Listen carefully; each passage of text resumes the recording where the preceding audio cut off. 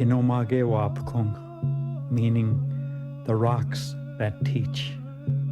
Wapkung is where the rocks are situated. Kinomage is to teach.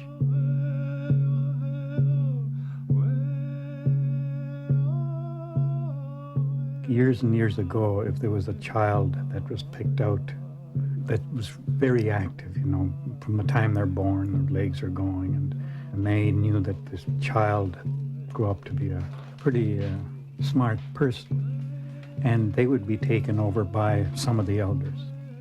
This young person would be brought to the Petroglyphs. It wasn't for anybody to find out. It was only for this young person that was being trained. He becomes an elder, sort of a priest in his own right, I might say. My grandfather lived to be 112. He talked about the teaching rocks. That's how I found out about them. He brought people there.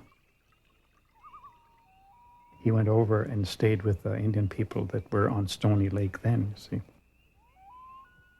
I think history was being opened up to me, which I never sensed to be of any value until I became older and saw my children and my grandchildren. Then I knew that I had something to impart.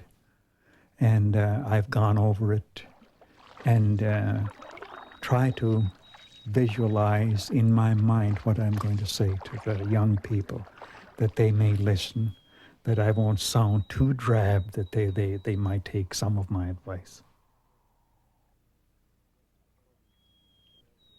According to the elder that read it, they would be Algonquin Ojibway people that made the carvings.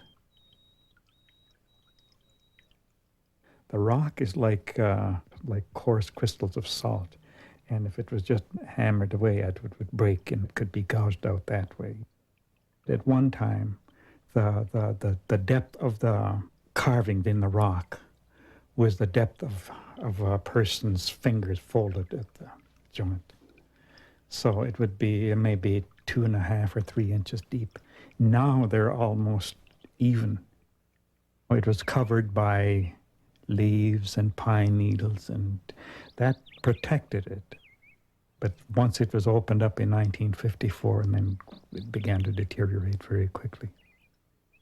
Whenever they would go to teach, they would open it up and then cover it back up again.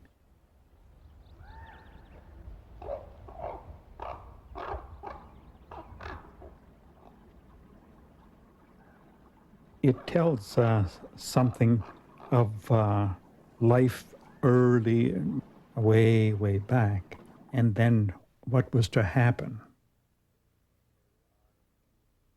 And there are things there about the female of the species, what her work is, that she is the foundation of the family, and things like that, These are things that were just given a little bit to us.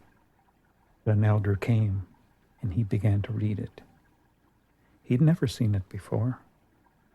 And yet, the more he saw it, the more he could read it. But he's just giving us enough. He's not giving us everything. Because he doesn't want us to take shortcuts that we feel that we know all about it, and when we really don't. We have to live a certain way before we can carry the wisdom that it has. But I think the elder just felt that we were not ready for it. And you can't pressure him into telling you anymore. That's it's his right, and if he feels that we're not ready for it, he's just not going to tell us. The elder has not told us totally, because he has told us that you don't learn from the top, you learn from the basics. And until you know the basics, then you can be told the remainder, he said. The medicine wheel, the wheel of life, one could say, usually starts from the east, where life begins, where day begins. As life goes on, the midlife in the south and the sunset is where our life ends.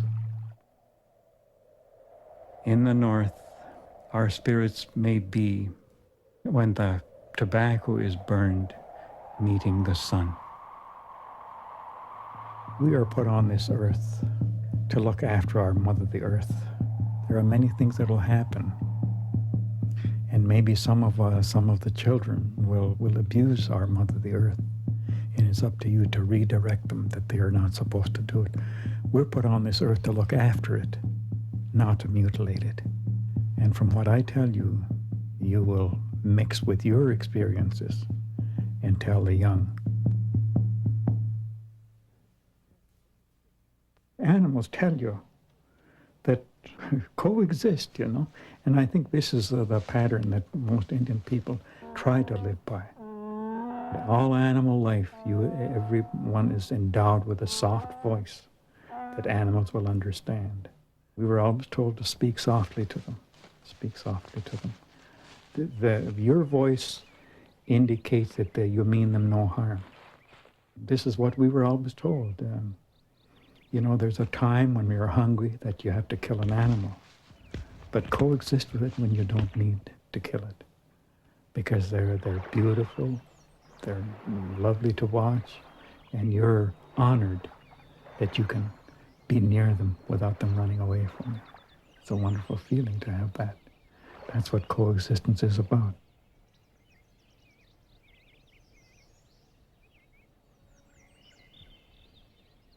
The heron has always been regarded for many things, because the heron is one of the birds that arrests the overpopulation of diseased fish.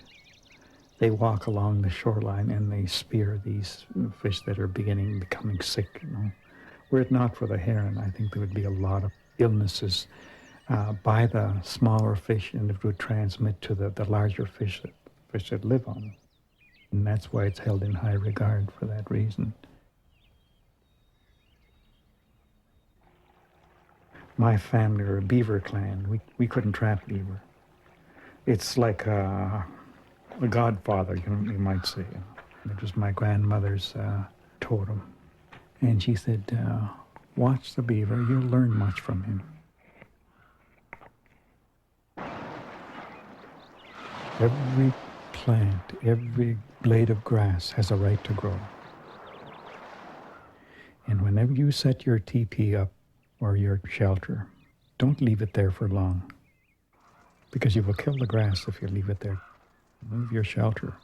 That's why the Great Spirit has given you a strong body to be able to do these things. And I will meet you, and I will ask you to repeat to me what I have told you.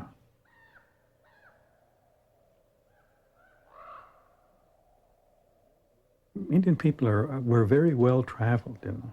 In the course of a season, they would go right down around Sarnia, all the way around Lake Michigan, Lake Superior, and back down, back home again.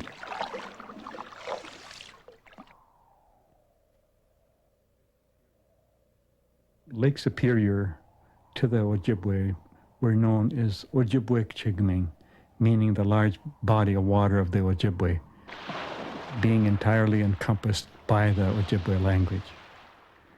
There are a number of paintings around the shorelines of Lake Superior of things that happened and were to happen.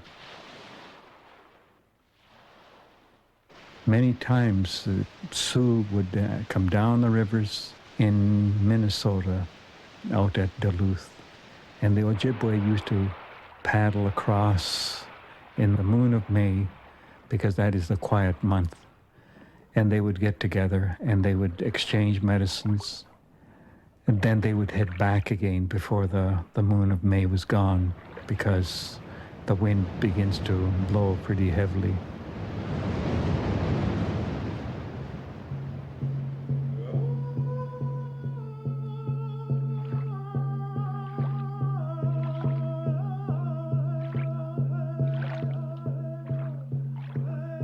Paintings are found in many places throughout the Ojibwe-speaking world. You can find them in the most unusual places. If a noted elder had a dream He knew that this dream had a great deal of meaning, and he would paint on the rocks, and he knew that sooner or later there would be someone that could translate what these paintings are.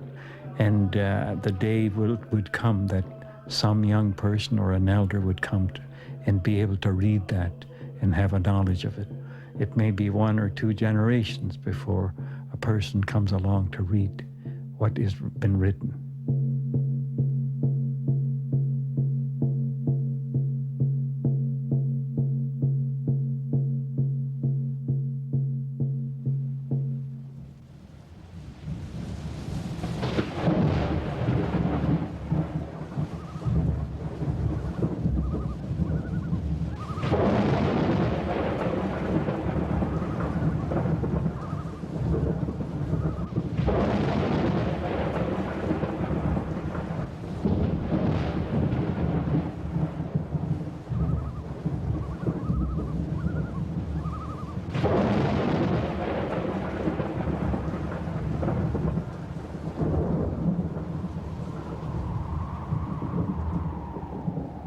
I think there are places in the Great Lakes that have not yet been found.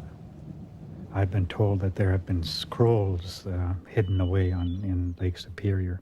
I've heard people talk about them as a kid, you know, the birch bark writings and so on. The Medea religion is a slow process. These are the basic things to be able to coexist and see the good in everything. These are the things that are very difficult for people to adjust to. The sweat lodge is a purification process of it.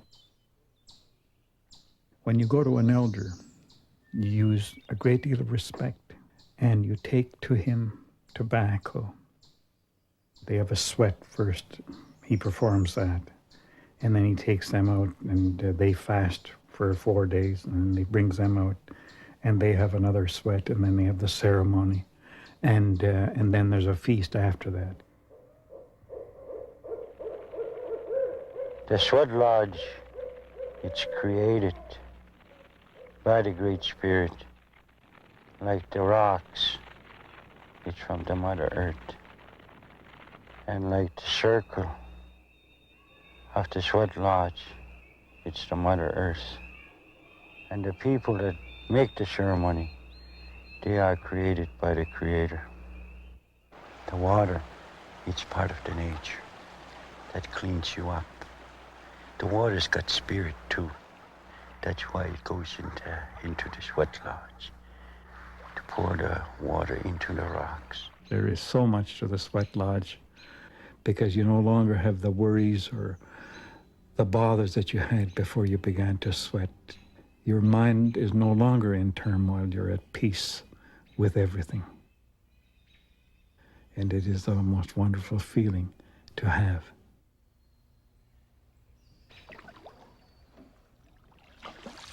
As we left Burley Falls to enter Stoney Lake, we knew we were getting close to our destination. We paddled the length of Stoney Lake, admiring the shorelines, and eagerly awaiting for the sound of Eels Creek, which would direct us to where we were going.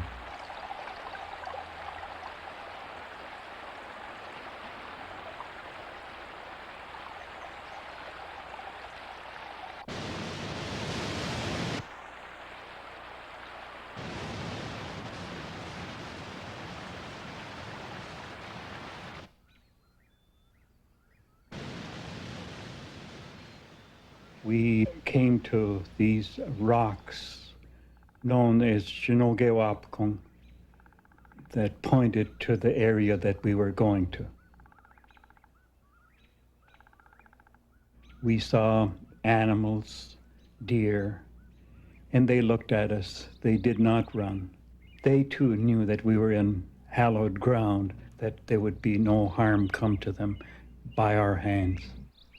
Following the path in our moccasined feet, making no sound.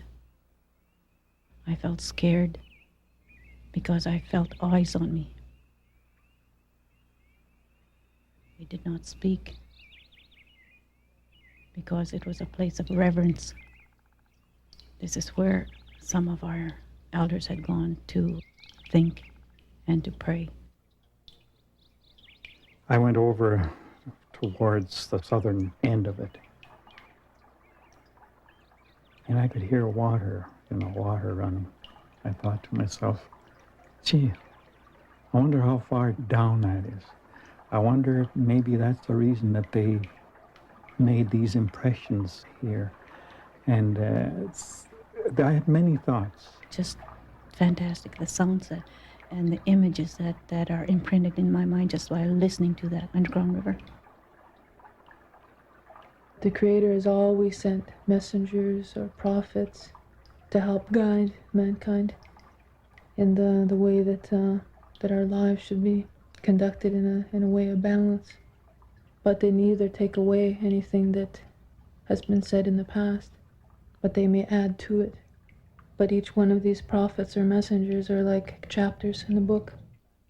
It's up to us to go back to our traditional ways, that we'll try and warn the white man before he poisons the whole earth. Don't contribute to the mess that's being made. And you have young people that you'll be guiding and instill upon them the importance of it. Because not only the young people, their young people will have to live. And what we do now, we start the ball rolling. There's a great need for it. And the young people today are asking. They're asking. They want to go back.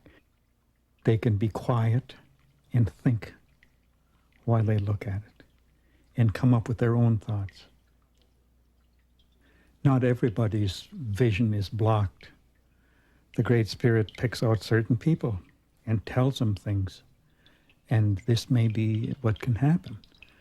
I think the fact that if you can just think when you look at it, think, and it will make some sense to you. It'll give you a sense of peace about you, that there was people that existed at one time with wisdom